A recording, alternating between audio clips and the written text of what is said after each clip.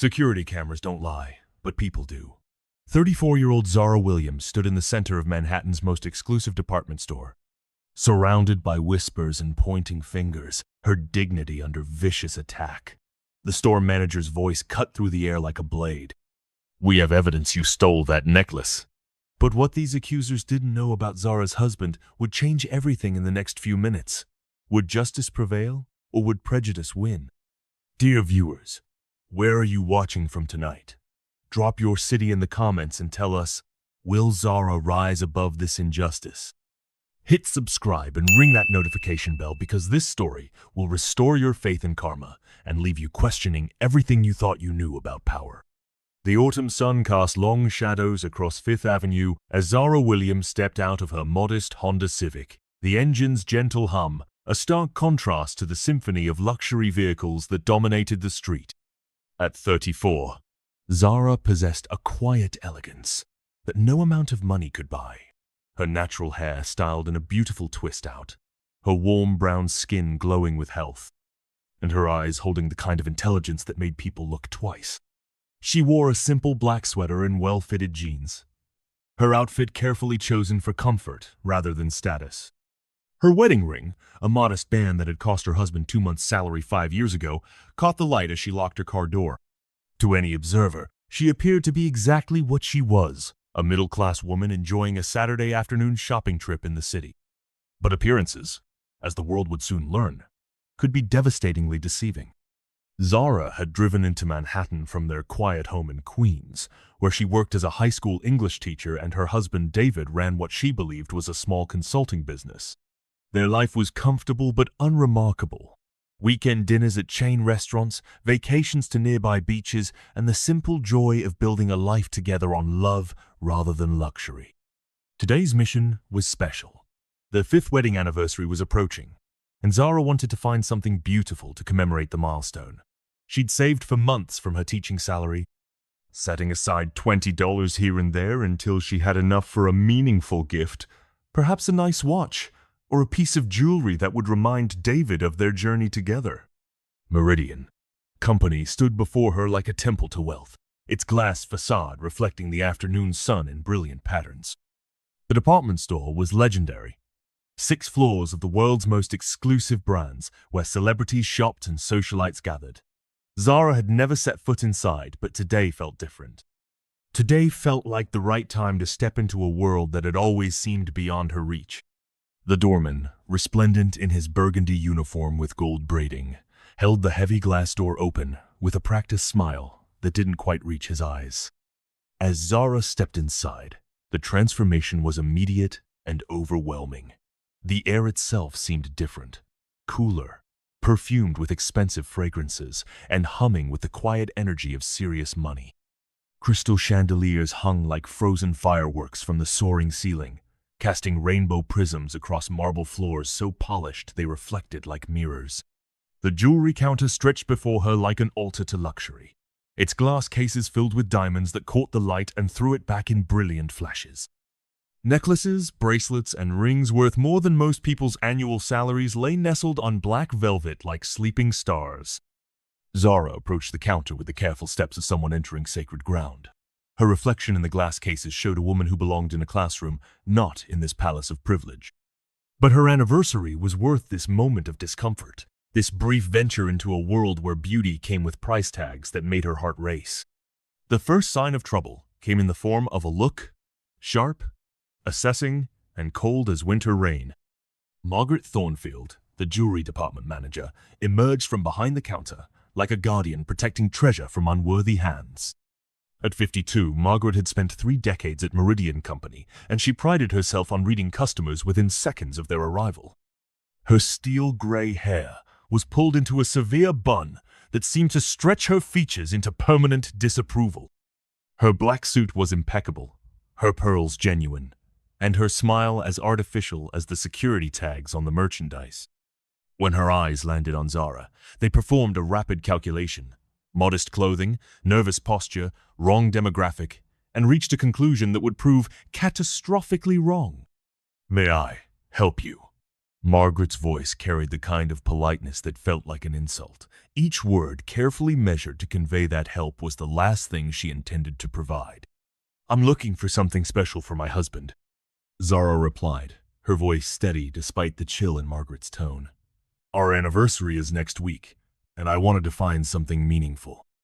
Margaret's eyebrows rose slightly, as if the concept of Zara having both a husband and an anniversary was mildly surprising. "I see. And what price range were you considering?"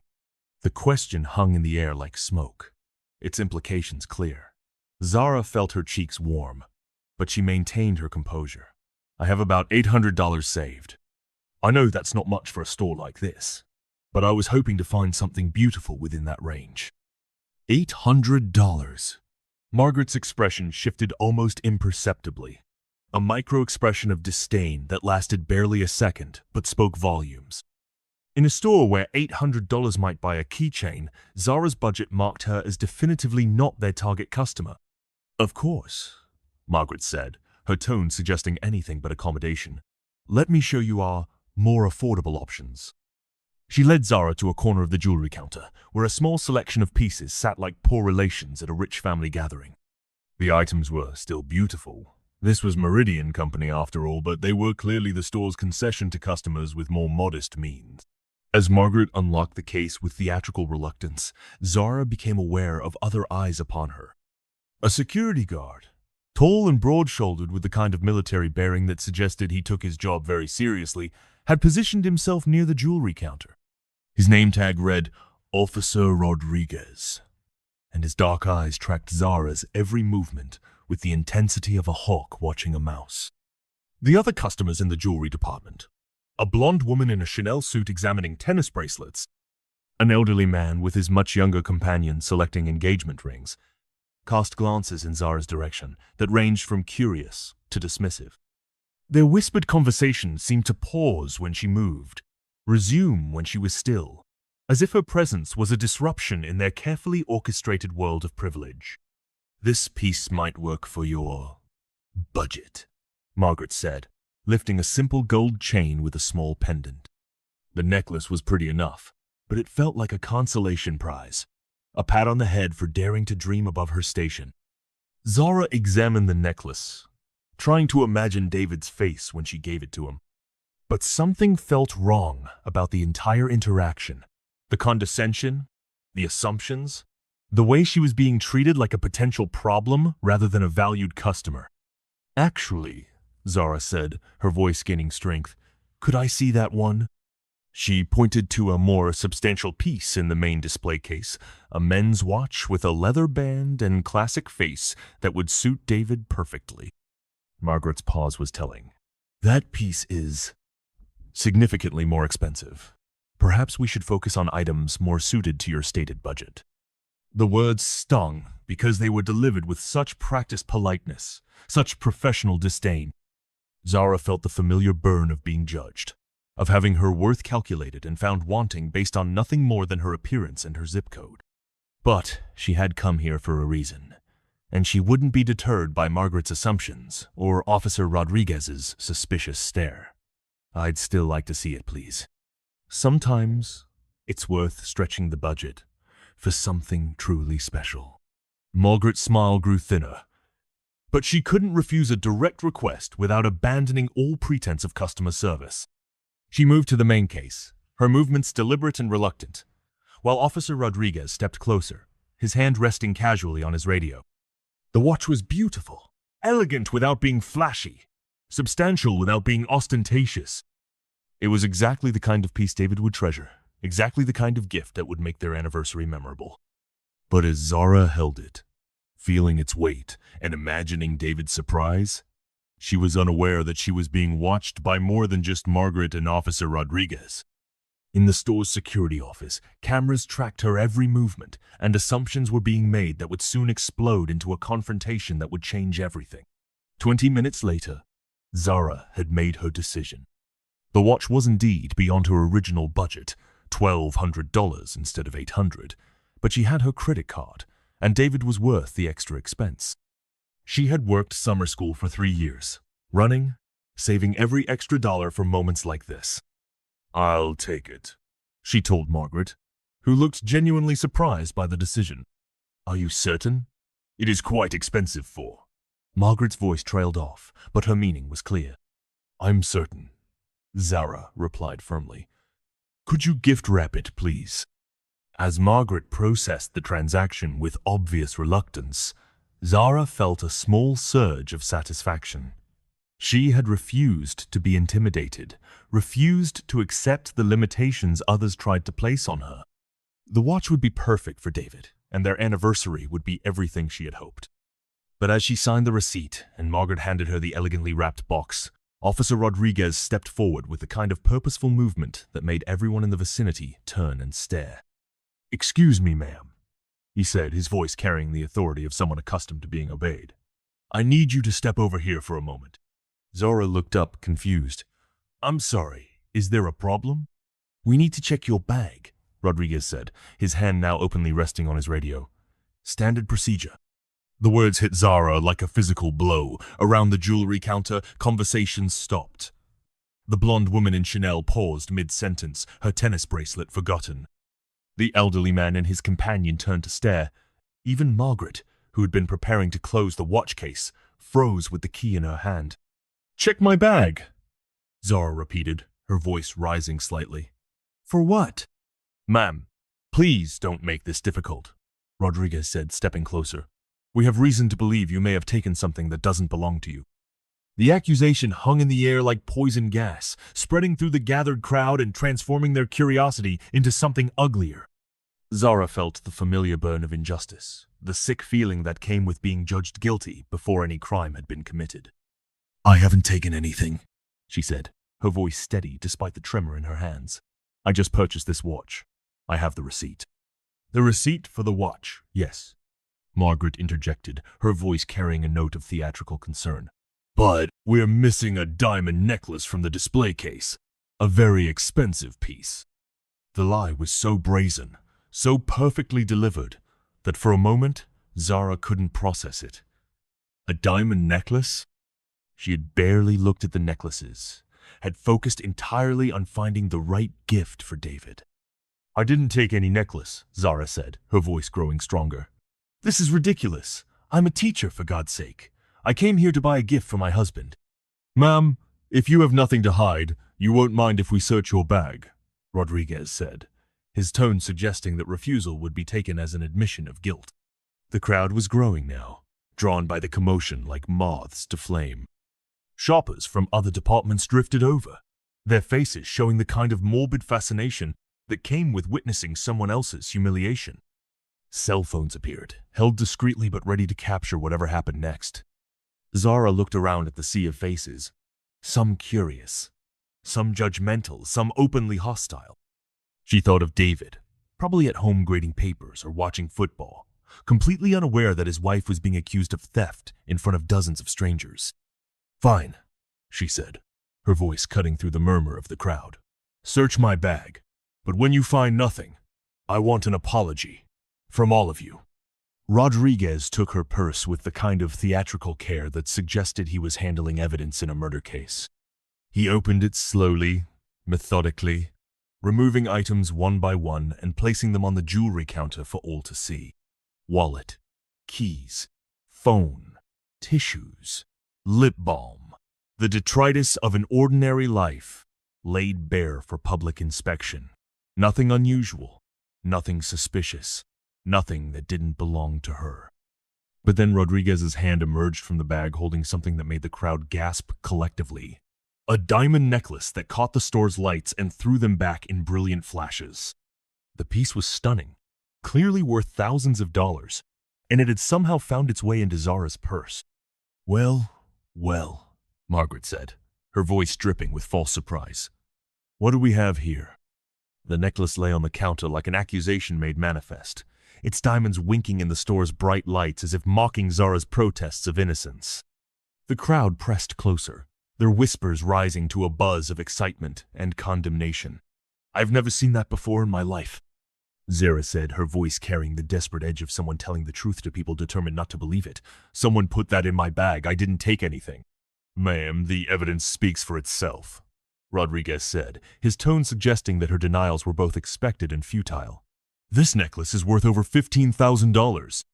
It was reported missing from our display case 20 minutes ago. $15,000. The number hit the crowd like electricity, sparking a new wave of murmurs and gasps.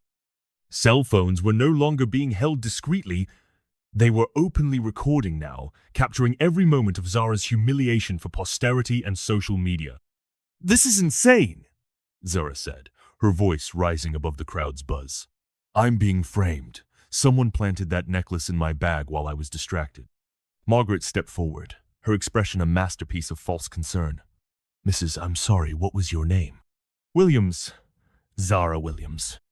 "Mrs. Williams, I understand this is upsetting, but we have security cameras throughout the store. If you're innocent, the footage will show that." It was a clever move, Margaret's suggestion of video evidence. It sounded reasonable, fair, scientific.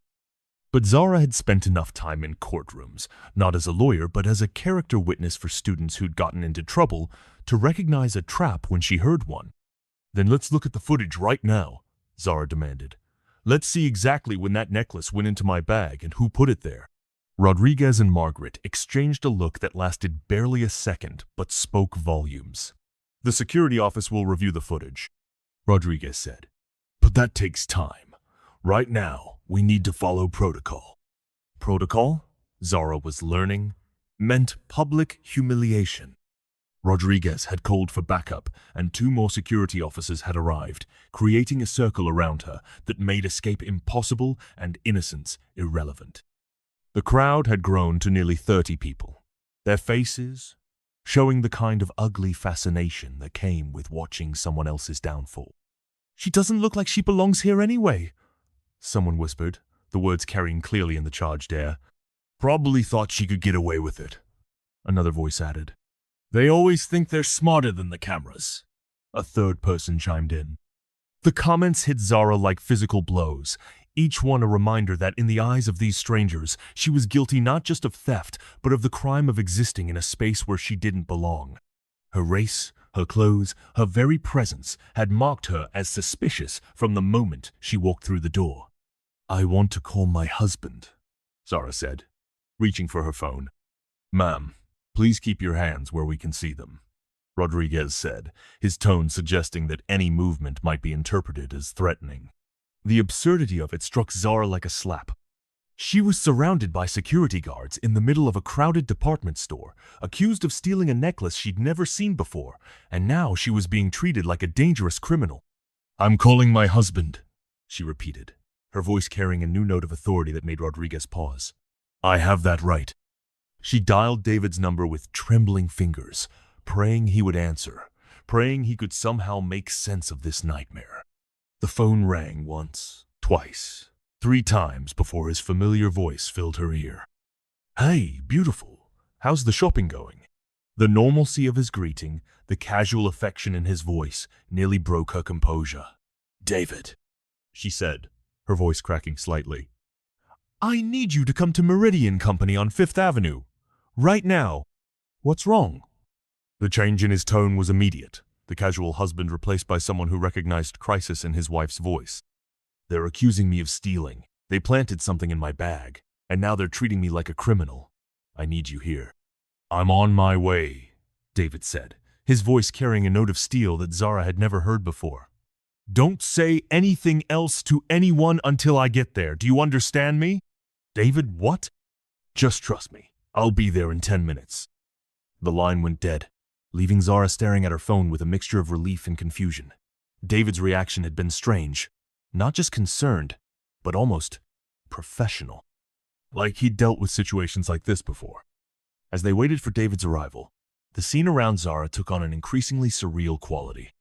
Margaret had called the store manager a thin man named Harrison, who looked at Zara with the kind of disdain usually reserved for something unpleasant stuck to one's shoe.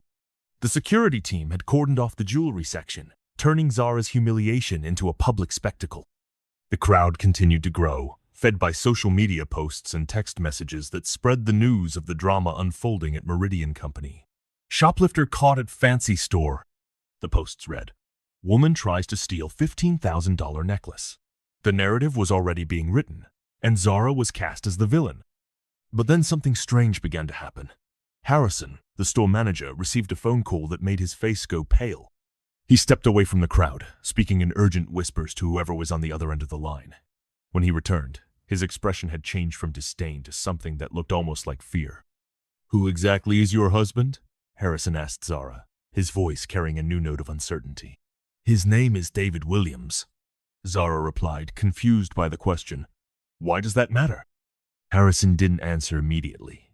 Instead, he made another phone call, this one even more urgent than the first. Zara caught fragments of his conversation. "Are you sure?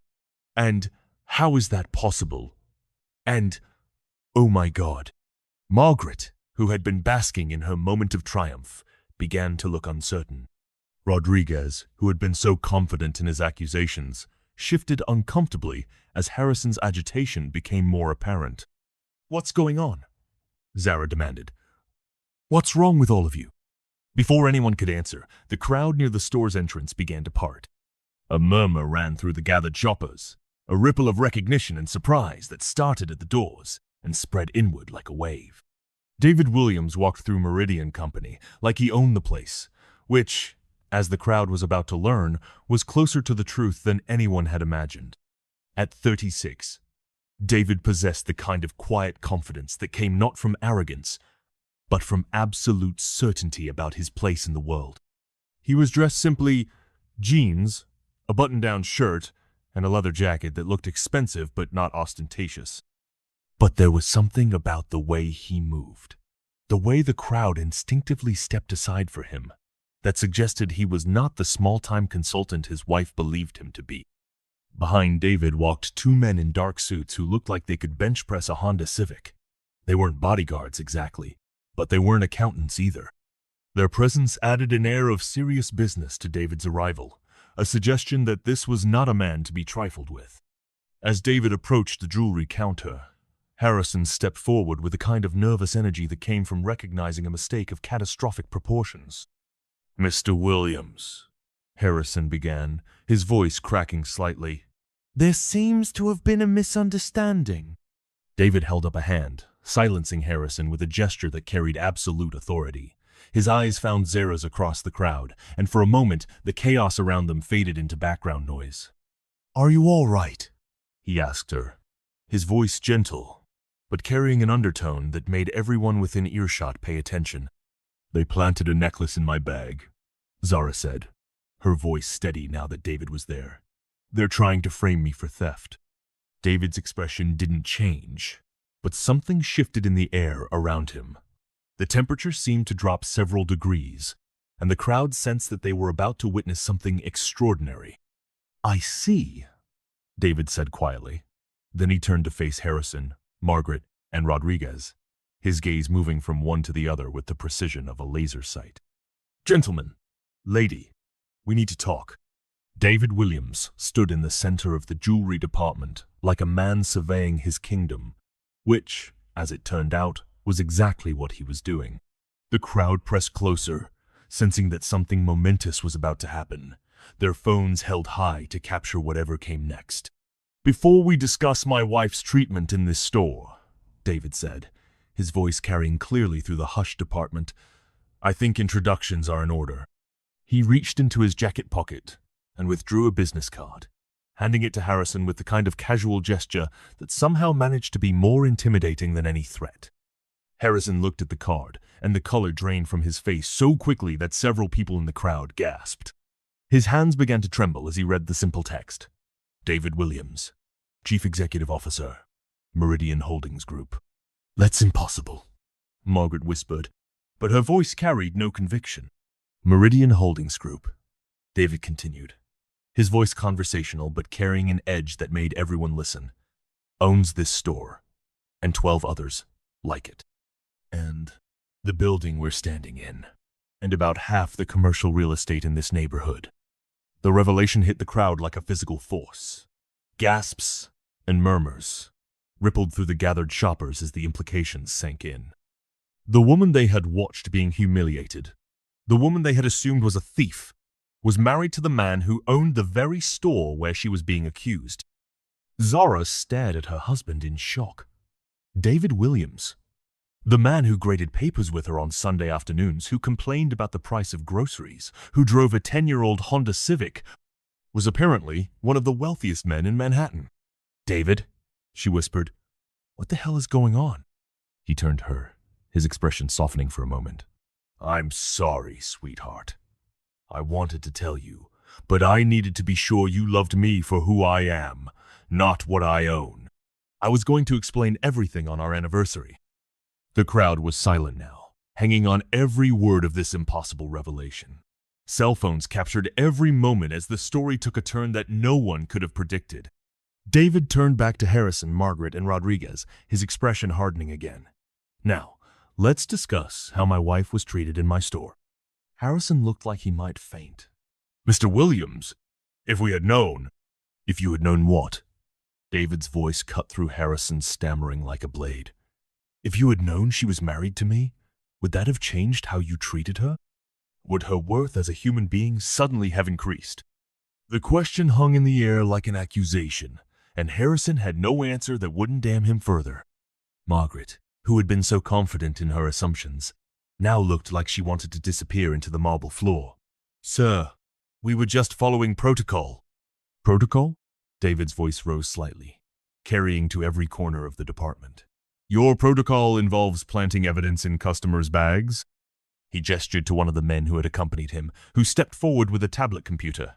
"Show them," David said simply. The man touched the screen, and suddenly the tablet was displaying security footage from the store's cameras. The crowd pressed closer as the video played, showing Margaret's movements around the jewelry counter with crystal clarity. There it was, captured in high definition. Margaret slipping the diamond necklace into Zara's purse while Zara was distracted by the watch display. The theft had been committed not by the accused, but by the accuser. The crowd's reaction was immediate and explosive. Gasps of shock gave way to angry murmurs as people realized they had witnessed not just a false accusation, but an active frame-up. The woman they had been ready to condemn was completely innocent, while the store employee they had trusted was the actual criminal. $15,000, David said, his voice carrying clearly over the crowd's reaction. "That's what you said the necklace was worth. In most states, that's grand larceny, a felony." Margaret's face had gone white as paper. I can explain." "Can you?" David's voice was deadly quiet now. "Can you explain why you planted evidence on my wife? Can you explain why you assumed she was a thief the moment she walked through the door? Can you explain why her skin color made her a target in my store?" The questions hit like hammer blows, each one driving home the reality of what had happened. This wasn't just about a false accusation. It was about systemic racism, about assumptions based on appearance, about the kind of prejudice that turned shopping while black into a criminal act. "Security footage doesn't lie," David continued, his voice carrying to every corner of the now silent department. "Unlike some people in this room." He turned to Rodriguez, who had been standing frozen since the revelation of David's identity. "Officer Rodriguez, you accused my wife of theft without evidence. You humiliated her in front of dozens of people. You treated her like a criminal because of how she looked." Rodriguez opened his mouth to speak, but David held up a hand, silencing him. "I'm not finished. You, Margaret, and you, Harrison, participated in a conspiracy to frame an innocent woman. In my store, under my roof, with my cameras recording every second of it." The crowd was completely silent now, mesmerized by the unfolding drama. This was justice being served in real time, and everyone present knew they were witnessing something extraordinary. David pulled out his phone and made a call. "Detective Morrison? It's David Williams. I need you at Meridian Company immediately. We have a situation involving planted evidence and false accusations." "Yes, I'll wait." He hung up and turned back to the three employees who had orchestrated Zara's humiliation. "The police are on their way. You'll be arrested for conspiracy, filing false reports, and whatever other charges the district attorney decides to pursue." Margaret began to cry, her earlier arrogance completely evaporated. "Please, Mr. Williams, I have children." "So do a lot of people," David replied coldly. including people you've probably treated the same way you treated my wife. How many other innocent customers have you targeted? How many other lives have you tried to destroy? Harrison stepped forward, his face pale but determined. Sir, I take full responsibility. Margaret and Rodriguez were following store policy. Store policy? David's voice rose again, carrying a note of incredulous anger. Show me the policy that says to plant evidence on black customers. Show me the manual that says to assume guilt based on skin color. Harrison had no answer, because no such policy existed in writing. It was an unspoken understanding, a cultural norm that had been allowed to fester in the store's atmosphere of exclusivity. The police arrived within minutes, their presence adding an official weight to the proceedings. Detective Morrison, a tall woman with graying hair and sharp eyes, surveyed the scene with professional interest. David, she said, nodding to him with the familiarity of someone who had dealt with him before. What do we have? Conspiracy to commit fraud, filing false police reports, and civil rights violations, David replied, all captured on security video. As the police took statements and made arrests, the crowd began to disperse, but not before dozens of videos had been uploaded to social media. The story of Zara Williams, the teacher who was framed for theft until her billionaire husband revealed the truth, spread across the internet like wildfire. An hour later, Zara and David sat in the store manager's office, the chaos finally beginning to settle. Margaret, Rodriguez, and Harrison had been arrested and led away in handcuffs, their careers and reputations destroyed by their own prejudice. I can't believe this, Zara said, still processing everything that had happened. You actually own this place? David took her hands in his expression gentle but serious. I own a lot of places, sweetheart, but I wanted you to love me for who I am, not what I have. I was going to tell you everything on our anniversary. But why the secrecy? Why pretend to be someone you're not? David's expression grew sad. Because I've been used before. Women who saw dollar signs instead of a person. I needed to know that you loved David the man, not David the billionaire. Zara shook her head, overwhelmed by the revelation. I fell in love with a man who made me laugh, who supported my dreams, who treated me like I was the most important person in the world. The money doesn't change that. I know, David said softly. That's why I knew you were the one. He stood up and walked to the window, looking out at the street below. But what happened today? This can't happen again. Not in my stores, not anywhere. What are you going to do? David turned back to her, his expression determined. I'm going to make sure every employee in every store I own understands that discrimination has consequences. Real consequences. And I'm going to establish a foundation in your name to fight retail racism. Zara felt tears welling up in her eyes. David, the Zara Williams Foundation for Retail Justice, he continued, will provide legal support for people who face discrimination while shopping, and will work to change the culture that makes this kind of thing possible. As they left the store together, walking past the spot where Zara had been humiliated just hours earlier, she reflected on the strange turns her life had taken. She had come to buy a watch for her anniversary and discovered that her husband was one of the most powerful men in the city. But more importantly, she had learned that justice, while sometimes delayed, could arrive in the most unexpected ways. The story of what happened at Meridian Company spread far beyond social media. News outlets picked up the story. Civil rights organizations praised David's response. And the three employees who had orchestrated the frame-up became symbols of the kind of systemic racism that still plagued American retail. 6 months later, the Zara Williams Foundation had helped dozens of people who had faced similar discrimination, and David's stores had become models for inclusive customer service.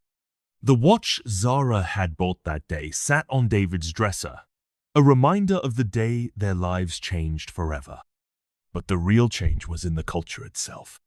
The story of Zara Williams, the teacher who was framed until her husband's identity shocked everyone, became a cautionary tale about the dangers of assumptions, the power of hidden privilege, and the importance of treating every person with dignity and respect. Because in the end, you never know who you're really dealing with. And more importantly, it shouldn't matter. Every person deserves to be treated with respect, regardless of who they're married to, what they own, or how much money they have. Justice may be blind, but it's not always silent.